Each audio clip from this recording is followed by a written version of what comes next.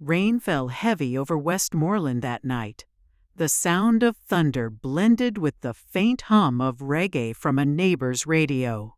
But inside Althea Moore's home, there was only stillness and a woman's mind at work. She opened her laptop, clicked New Document, and began to type.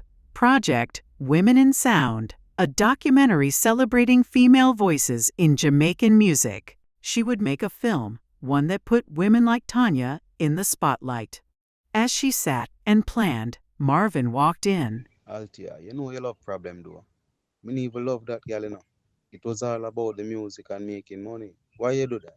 She didn't answer. She didn't even look in his direction. Althea is older than Marvin and had always been more than a wife.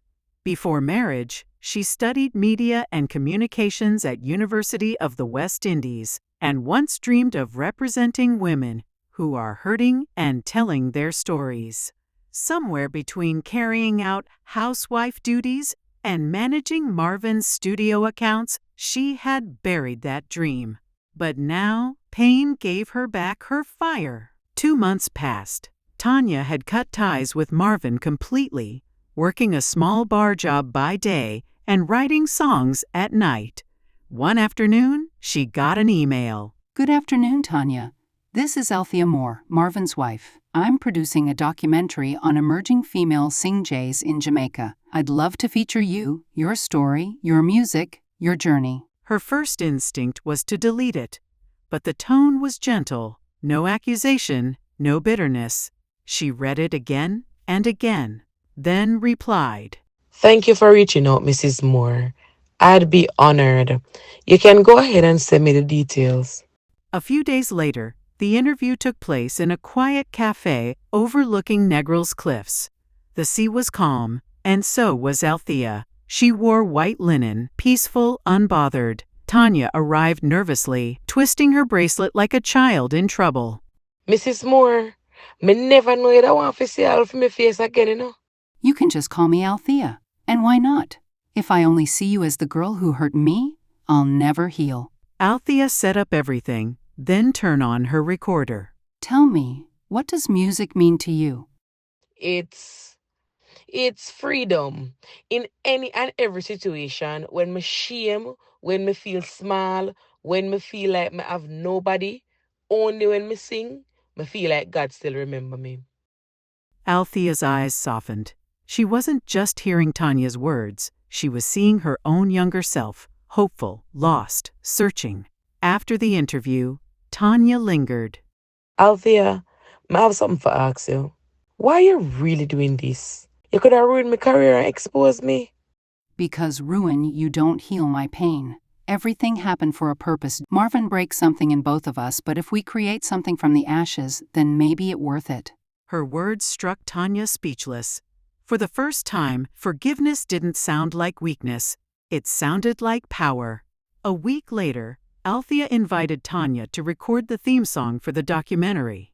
In the same studio where everything had fallen apart, Tanya hesitated at the doorway, memories flooding back.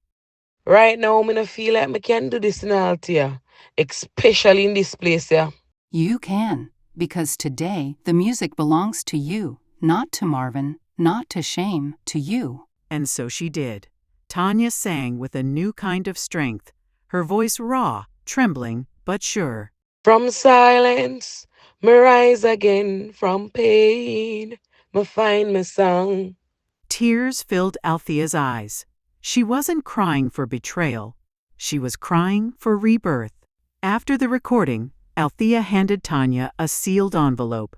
Before you open it, promise me something. Don't hate him. Hate will make your music bitter. Forgive him, the same way you forgive yourself. Tanya nodded. Later that night, she opened the envelope. Inside was a document, a contract indicating that Althea Moore was transferring her portion of ownership of Heartstring Records, Marvin's label, to Tanya Ellis.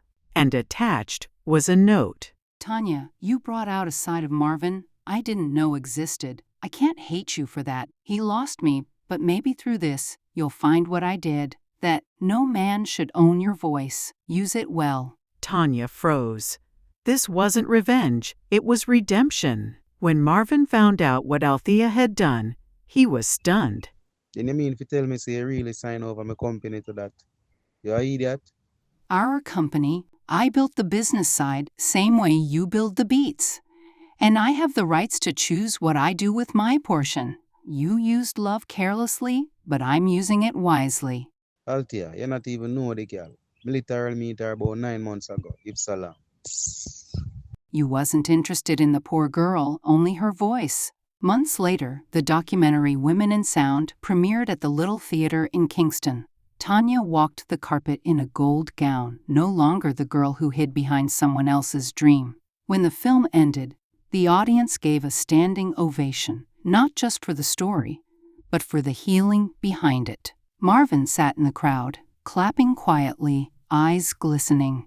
Althea, a few seats away, didn't look at him. She didn't need to. Some endings don't need closure, just peace. Outside, the night air carried the faint echo of Tanya's new single, now climbing the charts. She had named it Hurt, but I Survived. In it, she sang of love's wreckage and the strength to rebuild. Althea handed Marvin divorce documents with a smile. He almost fainted. And so, in Westmoreland, where heartbreak once played in minor keys, two women rewrote the melody. Not with rage, not with revenge, but with grace. If you enjoyed this series, show your love by clicking the like button, leave a comment, and share to your friends and families. Thanks for watching. And if you want to watch more amazing tales like these, subscribe to my channel and turn on the notification bell so you will be notified when I post another video. Take care until next time.